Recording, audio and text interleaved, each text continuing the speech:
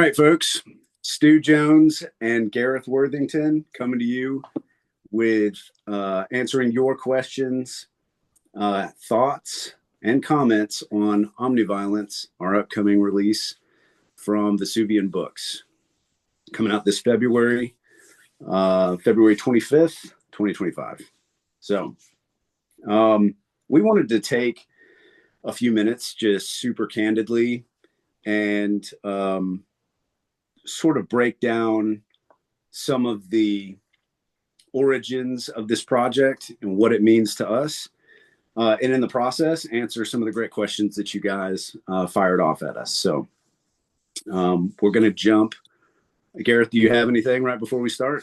No, dude, I'm excited to see the questions. We're a bit nervous, obviously. This is an interesting book, we'll say. So yeah, let's have at it. Okay.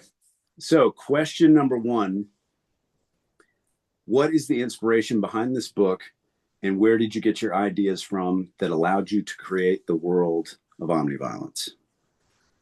Gareth, you want to lead off? Yeah, I mean, so initially it came from an article that was sent to us by a mutual friend, Leanna Griffey, and she sent it to us and just kind of say, "Hey, this sounds like a you and Stu thing." And it was an article called "Omniviolence." The term comes from a social political paper that discusses it discusses what happens if you allow nuclear arms into the hands of normal people, right? That's what omniviolence comes from, and it's by Right. Professor David Duedney, and I hope I pronounced that correctly. I'm sure I butchered it. That he teaches political science at Johns Hopkins.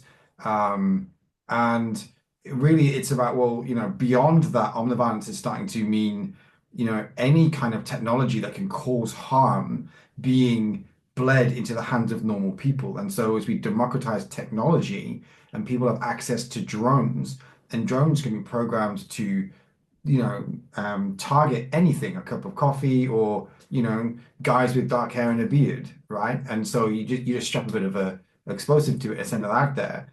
And so Stu and I would start thinking about, well, what does that mean? If we start giving people access to this technology with no real understanding of how it's used or what it means, they just get to use it. Then what does that mean for society? And then we kind of let that snowball a little bit and think, well, what other things are happening in the world that if you push the envelope a little bit, and cryptocurrency was one, so it's starting to become, more and more used. But by its nature, it means that there's, it's it can be hacked, it can be manipulated, and it's not, for the most part, it's not government backed. There's very few governments in the world that are truly, truly backing this. Um, and yeah, I guess, a few other bits and pieces thrown on top are kind of disdain for government and our increasing move towards individuals as being the most important. So do what's right for you. If someone disagrees with you, then screw them. And so if you put all these things together, it breeds a ground for violence and for disagreement. But Stu, I don't know what you really want to add. Yeah, no, so 100%. So one of the things I found most intriguing initially was the idea of exploring our in modern society with social media and the way that people interact across vast distances in these internet communities. There's the old saying, anonymity breeds cruelty, right? And so there's this idea of how ugly we've become towards one another, how intolerant, how disgusted with someone who's just different from you or has a different point of view. We've all seen the comments on social media, that kind of thing. What happens when that sort of social mindset intersects, like you were saying, the technological ability of the average person to do something about that sort of hate that they're having towards a stranger over the internet? And that idea was super, super fascinating to me. The fact that the angry kid on, Instagram or TikTok or whatever can now weaponize a drone or pay someone to do it, and come blow your family up while you're having dinner. So and that it used to be omniviolence used to refer to arms and armies and nuclear weapons and what's going to, hijacking those things and then creating a strike or a massive war or something like that. But we're talking about on a much more, a much smaller microscopic level with individuals being able to wage war against their perceived enemies. And I thought that was, what would the world look like? This was the original spawn of this idea. What would our world look like if suddenly you go out to walk your dog and a drone zips down the street and blows up your neighbor while he's trying to climb into his car, like to go to work or whatever? I mean, how crazy would the world be? And that is the world of omniviolence. Yeah, absolutely. Yeah, quite scary, but unfortunately quite close to what could happen. Right. And a bunch of the reviews that we're getting has been I've been saying this is scarily close to reality. This is scarily close to where we're, Right. 1 degree away from this, which is, not a good thing. No doubt.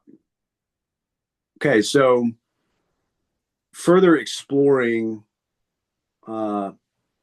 this world and how we started building it. Second question is, who wrote what characters, and was it easy to get into these characters? I'll take that to start with because, again, when the idea was pitched to me by LK, and I had this great idea that I wanted to do. So I tend to have to pitch to Stu a little bit because sometimes my ideas can be a bit wacky. So sometimes I have to be like, look, just hear me out, 30 seconds, and see what this is about.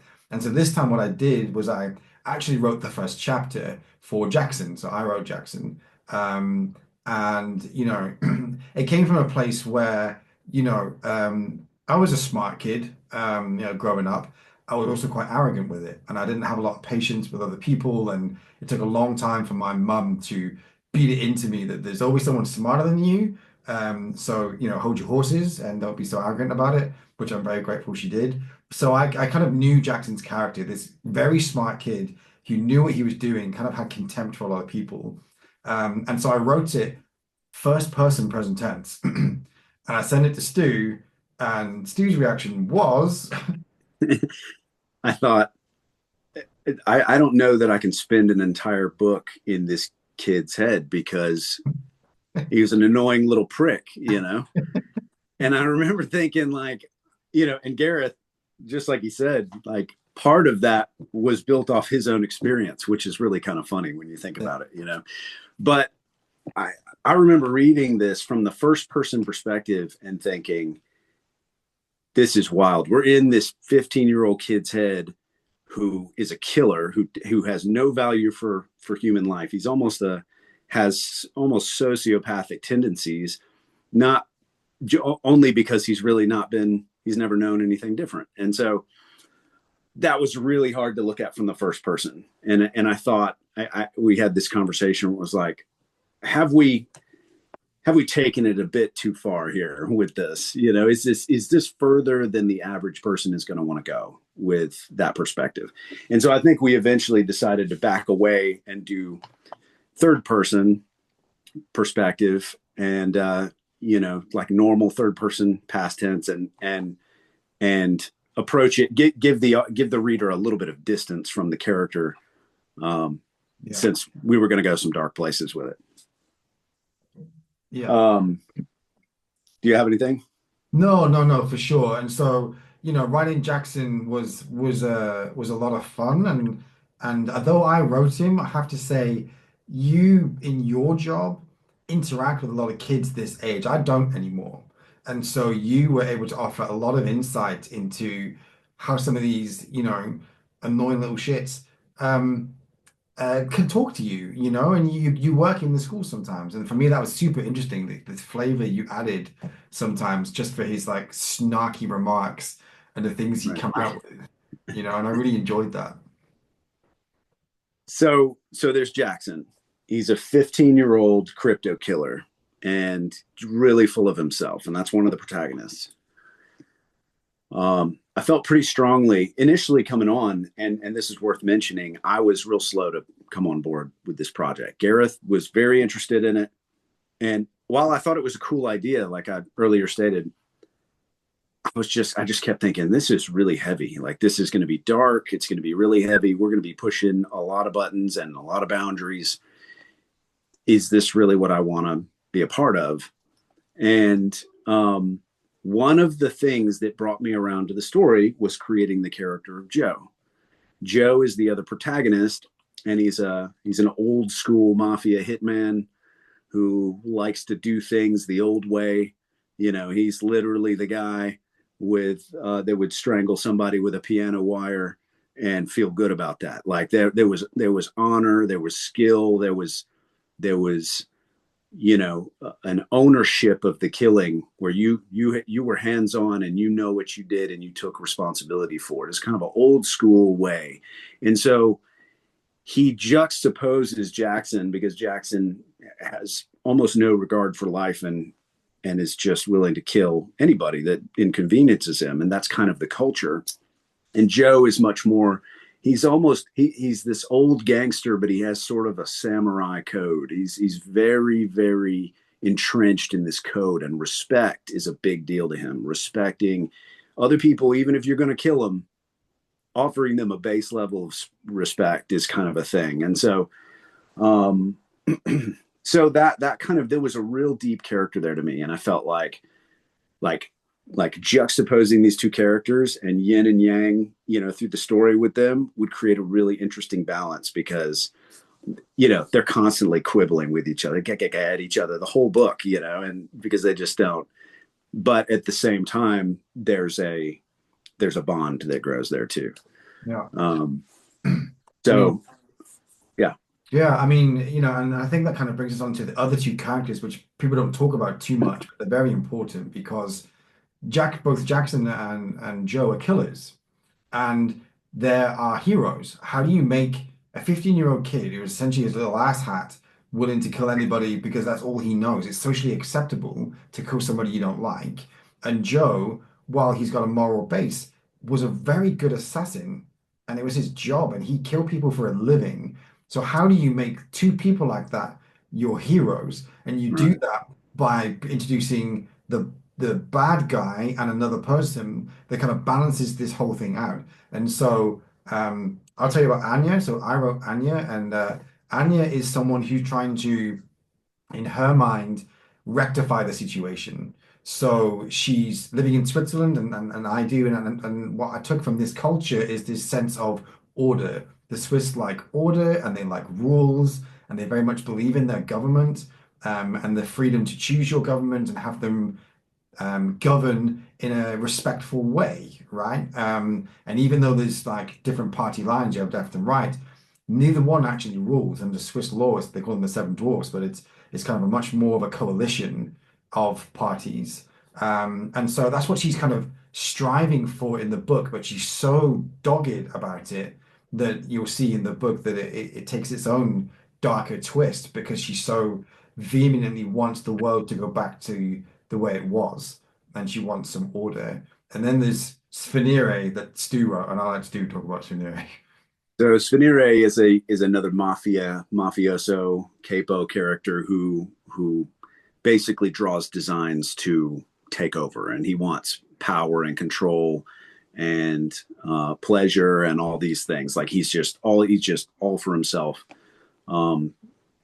Psychotic narcissist, basically, and a scary one at that. Very skilled, very tactical, very aggressive and violent, and so he's a very, very interesting villain and a really awful, awful character in a lot of senses. And so that was one thing that, like Gareth said, we struggled with initially is, okay, if we're going to make, you know, our two protagonists are anti-heroes. So if we're going to make these two guys who very, very easily could be villains in any other book, if we're going to make them our heroes, the bad guy has got to be really nasty. And so we kind of pulled out all the stops on Svenire to really make him sort of despicable, but also very intriguing. He's a very interesting character. So we don't want to spoil too much, but definitely a lot of cool dynamics at play with all the different characters here. Okay, so Question number three, considering the dark and violent nature of this book, at what point do you decide how graphic your descriptions would be and how far you should go with the nature of violence? I'll lead with this one. To be honest, and Gareth and I had talked about this, but um, violence just was the nature of the world that we're talking about. Okay, not only is it it's the nature of our world right now.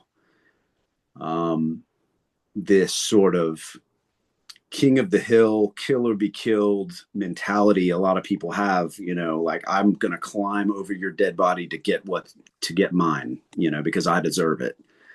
That culture, we tried to think in the midst of all our social division and our madness and our hate and our intolerance and all this kind of stuff, let's take all that vitriol, those the envy and the disgust and all these things. What does that look like in a society if you just cast it 30 years unchecked into the future?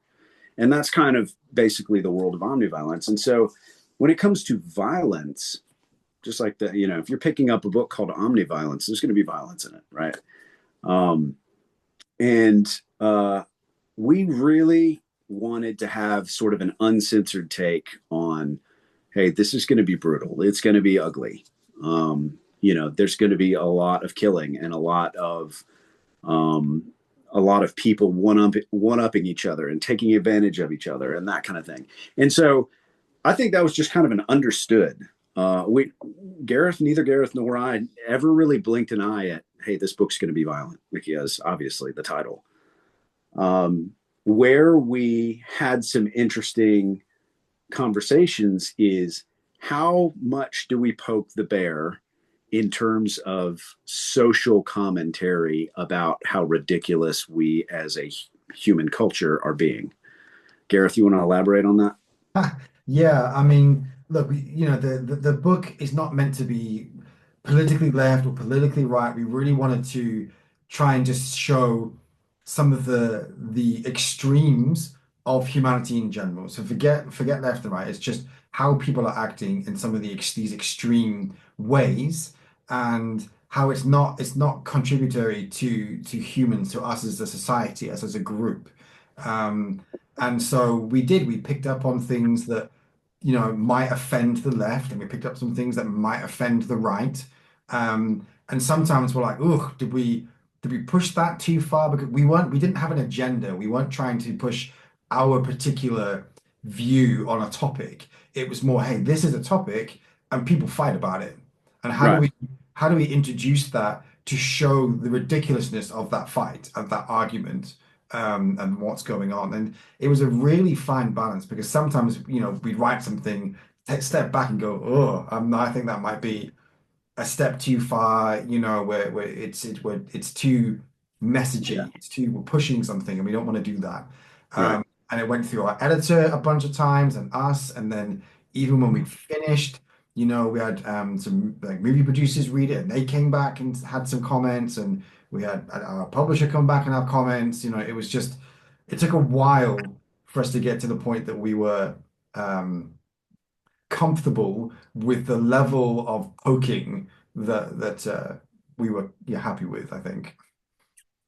agreed. And I think it really helps there that um, it really helps that you and I are technically on different sides of the political aisle, even though Hmm. I think we would both consider ourselves moderates. Hmm. We're both closer to center, I think, than we are the outside. Yeah. Um, you on the left and me on the right. But that I think does help to bring some balance to a book like this, where we're not heavy-handed in one direction or the other, especially politically.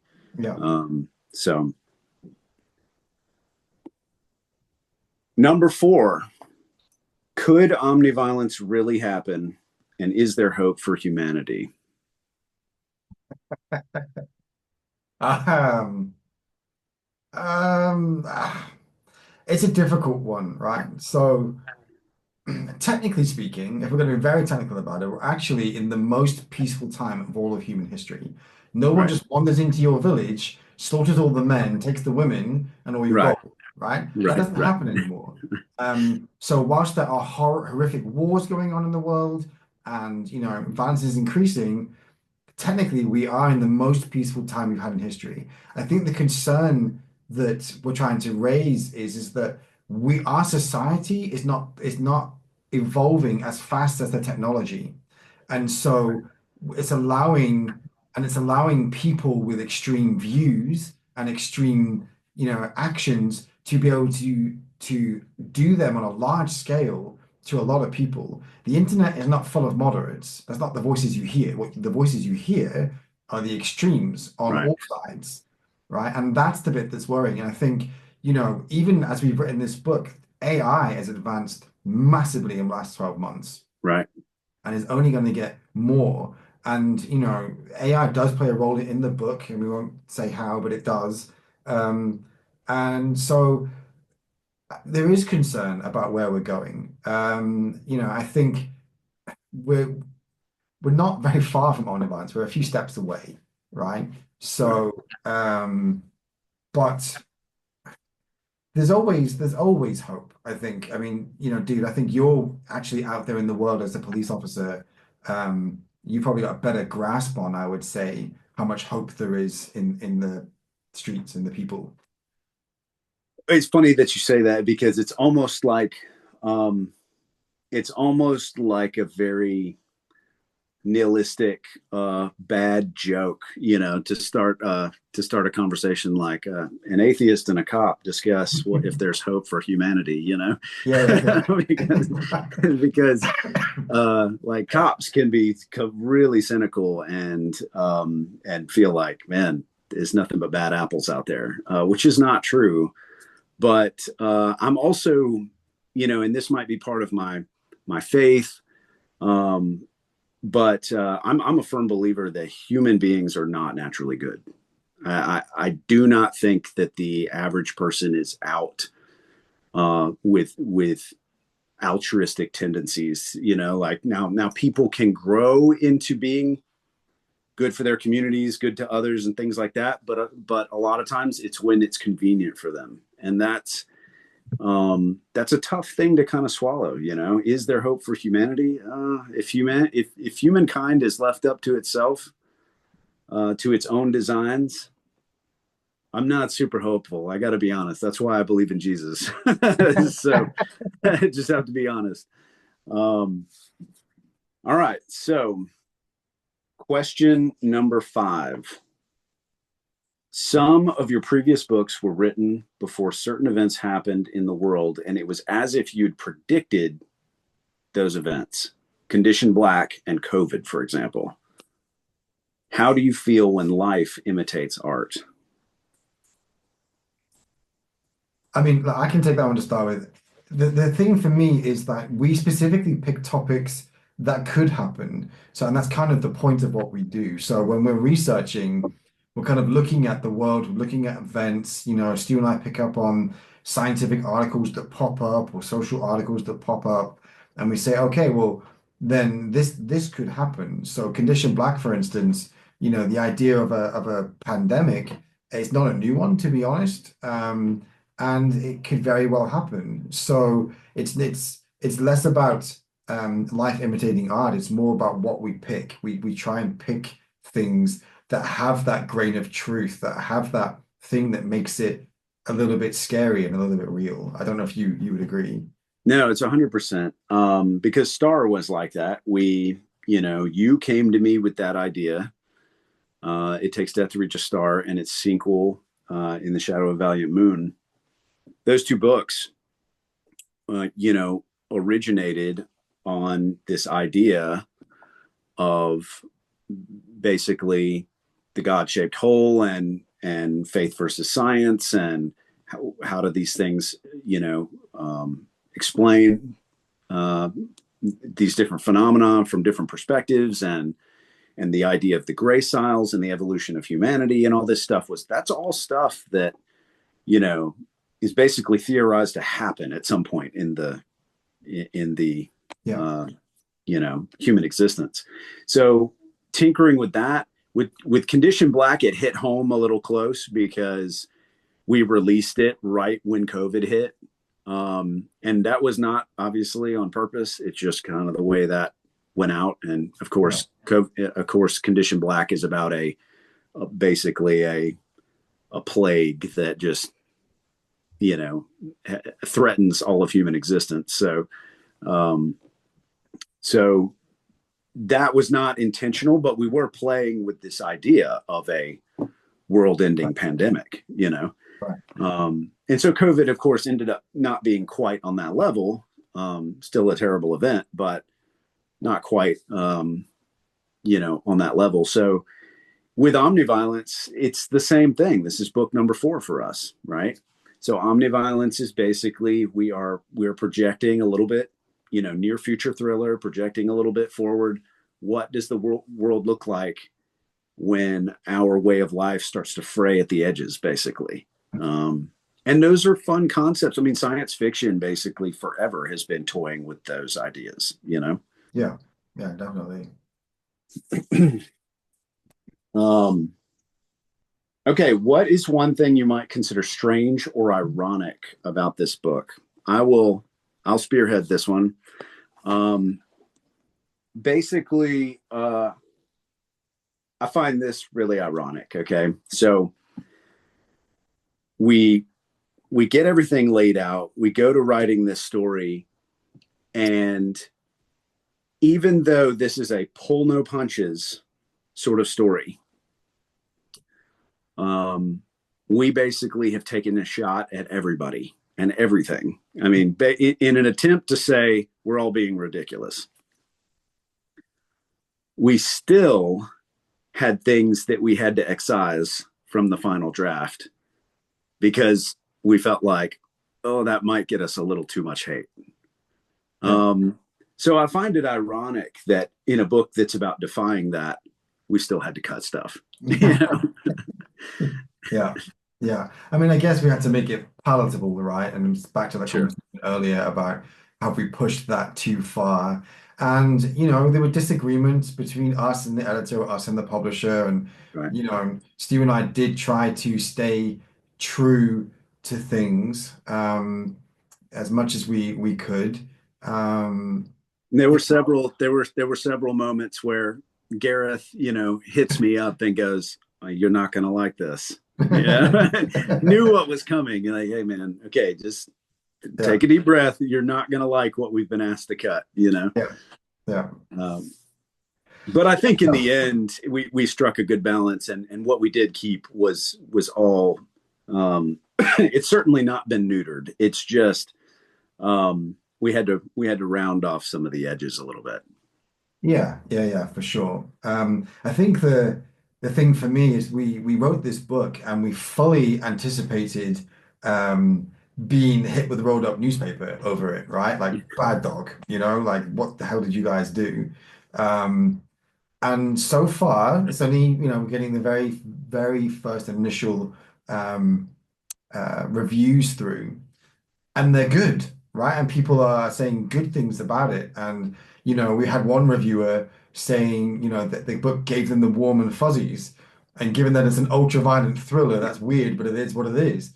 And there's a little part of me that's almost disappointed that we've not had any backlash. Like, Just wait. did we pull too many punches? I mean, we're meant to Yeah. be, this book's meant to poke a few people.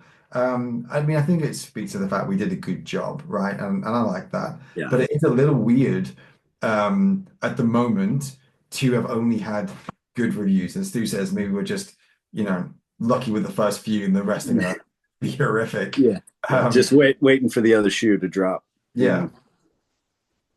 So yeah, so it's packed full of action and adventure. It's thrilling. It's timely.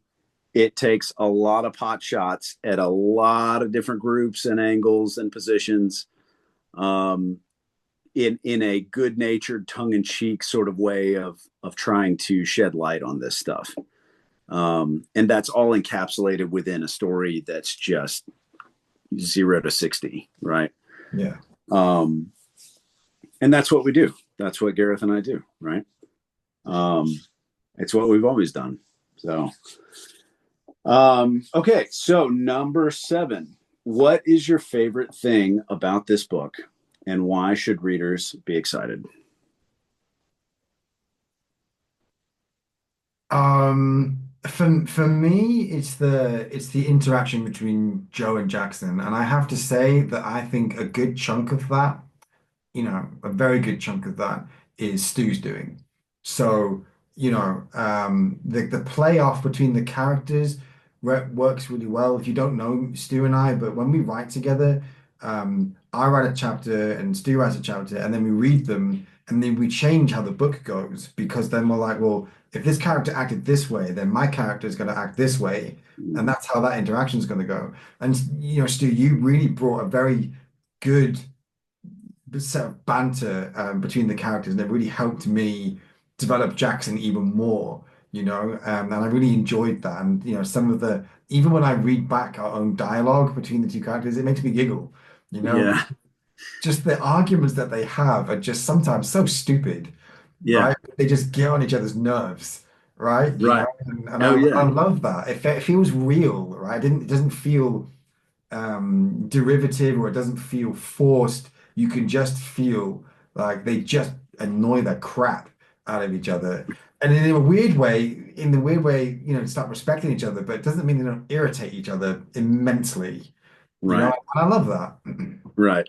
No, I agree 100%. I feel like the characters in this particular story, we've, not to toot our own horn, but we usually put a lot into our characters. I mean, our characters are pretty usually very well drawn.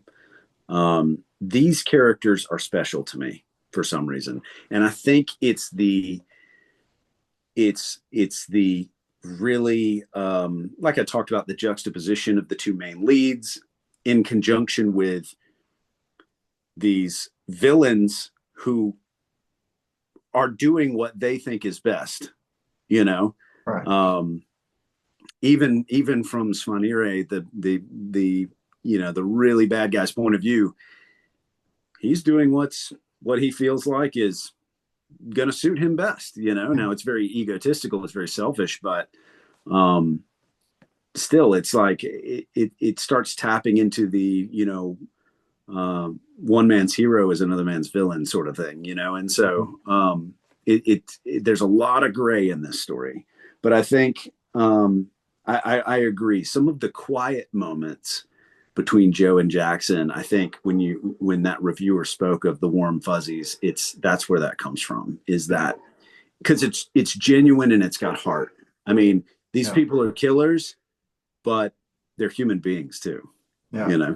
Yeah. Um, so I think, speaking to our readers, the thing to be most excited about with this book is getting something fresh that you've never read before. I mean, really and truly, this is not, and no offense to these folks, this is not another Jack Reacher novel or, another Tom Clancy or John Grisham. Like, it's not just another legal thriller. It's not just another psychological thriller. This is something that really taps into some things that I think have been unaddressed largely.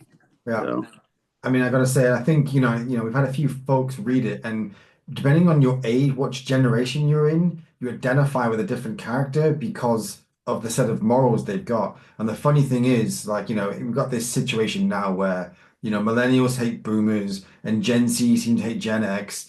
And, Jackson's Gen Alpha, he hates them all. He's just like anyone older than him is what he calls a genial, right? You're just Gen X, you're a boomer, you're a Gen Z, you're a millennial, you're old, and right. I think was it your dad that read it and was just like, or our editor was like, ow, that term genial just hurts, you know, Yeah. Yeah. um, Yeah. and Stings. that makes you understand the characters in this really ultraviolet world. Yeah. 100%. Well, Gareth, do you have anything you want to add before we wrap it up? No, just to let everybody know, you and I will be at a con together in the US in April. Yeah. My flight is booked. Yeah. Huntsville Pop Culture and Comic Expo in April in Huntsville, Alabama. We will both be there. So, take a road trip with your friends or something and come see us. We would love to say hi and sign a copy of Omniviolence for you. Please don't kill us with a drone. Yeah, don't blow us up with a drone. Um, all right, guys, that's it. We are super, super excited about this release. There's going to be more to come, more reveals, more PR and marketing stuff we've got going on. But just to kind of initially give you guys a little bit to chew on and to think on about this new release for us, Gareth and I are super excited and super proud of this book. And we are super, super excited to share it with you. Just first and foremost, we want to say thank you so much.